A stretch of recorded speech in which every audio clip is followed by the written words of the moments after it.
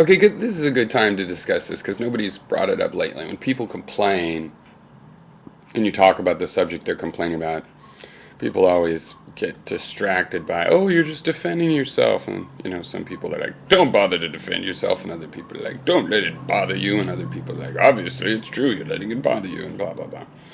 And really, it's just like, well, you want to. Okay, so the distracting graphics thing.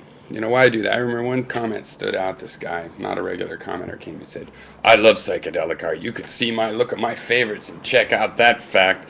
And this is crap. These are noisy. It's background. It's terrible. What do you think you're doing? Well, I don't think I'm creating psychedelic art. Okay, so I will reveal the secret, the main reason of why I do the chaos video that I do. I reserve the right to have other reasons as well, but I would say this is the main reason. They're meant to be distracting. You want to distract your audience, Piero? Well, no. But you just said you do something to be distracting. Yeah, but it's not because I want you distracted. It's because the people that get distracted don't stick around. And I value people that can stay focused among distractions. And, if there is a lot of static in the audio, that's harder. It would still count. And, that's not really worth it because, some distractions, are material to the message. But my videos, if I do have a graphical presentation, I don't make it chaotic. But, one of the best ways to judge character is how someone handles an emergency, like a chaotic emergency. And that's all based on how well they can focus amongst distraction. If they if they can do that, especially for people that maybe keep it together normally, but lose it in an emergency. These are people that can focus, but not among a distraction. So I consider the strongest, character related to this ability. And you could still say, well, but for example, I like people that get easily distracted. They're sensitive. I mean, it makes sense to me that they would be able to, detect subtle features of the environment because they're sensitive. So why would I distract them? Well, because, the way I talk and think is distracting to people. I think about a lot of subjects. I take tangents. It's distracting in itself. We might as well just nip it in the bud, If you are easily distracted and that draws you away from your ability to focus, then, yeah, you might want to just go to more produced stuff. Now, having said that, I did used to make more produced videos. I do enjoy film and filmmaking, and that includes putting, more careful thought into structure and editing and sequences and the way words are phrased. Sometimes performing, making presentations of various kinds. But I just use Quick Record now because the iMovie that is out now pretty much sucks. It doesn't let you do neat things like blue screen and cool transition effects. It's very limited.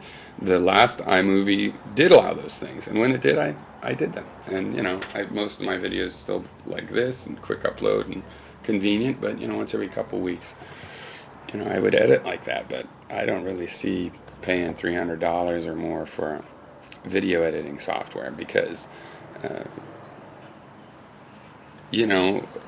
It's to make my videos more polished, and ultimately that's not my main goal. I like filtering out the people who can't be distracted. Now, having practiced this philosophy myself of trying to focus in distractions, putting myself in distracting situations just to try to focus, and just developing this more and more is how much can you do that kind of thing. For example, when I was young and thinking this through, so this is a long thing for me. I've been thinking about it 20 years plus.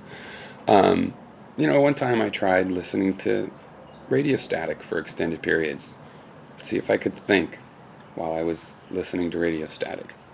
And now, I can't. I haven't been able to. I don't bother listening to radio static, but it's an interesting test. And what I start to find is that I like a certain amount of chaos. It actually can help me focus. Because I feel like there's parts of your mind that are so reactive, they can't help but react to chaos. But those are not the parts of your mind that are deliberative and reasonable and like to have long sequences of related thoughts.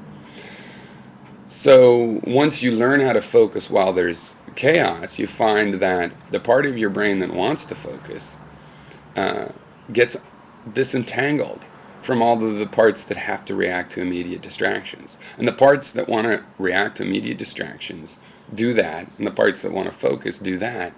And there's a sort of purity of the focus that remains, right? It's not scrambled by distractions. And then the logic is not as distracted uh, because the parts of your mind that do this reaction that would be going, oh, you just thought that, wait, maybe that means you're going to hell, don't think that, is off going, look, there's a blue light going over there, why is it doing that, is that a shape, is it not a shape, and it's kind of stupid, the things that react immediately, that they're that stupid in our brain. They're like, wait, what is that going, what, huh, where is that, even though the part of your brain that knows how to focus is like, he's just put on a very staticky filter.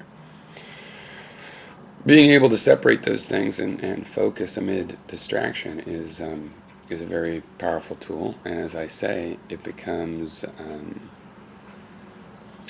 in some cases, especially with visual distractions, so audio distractions are very difficult to overlook. But video distractions. And I think this is why lots of people, they leave that TV on a lot of times.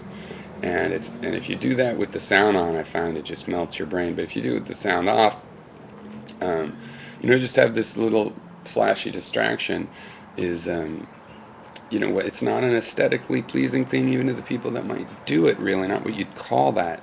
But I think it's a steady distraction that allows the part of your mind that wants to constantly look for distractions to find one, be occupied, and free the part of your mind that wants to get housework done to do it or whatever. Okay.